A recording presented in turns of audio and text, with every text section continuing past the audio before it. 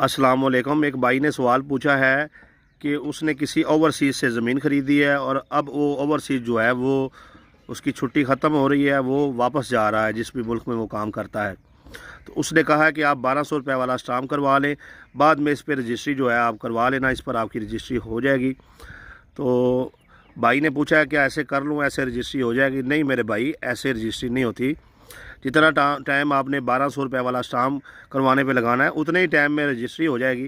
ठीक है ना जी। आप किसी से बात करें, घंटे 2 घंटे में वो आपके कागजात तैयार करके आपके नाम जो है वो रजिस्ट्री करवा देगा। हाँ, जब इंतकाल होना है तो फिर उसकी ज़रूरत नहीं है, इंतकाल आपका वैसे ही हो जाएगा, उसके जो सेल करने वाला है उसके बगैर ही हो जाएगा।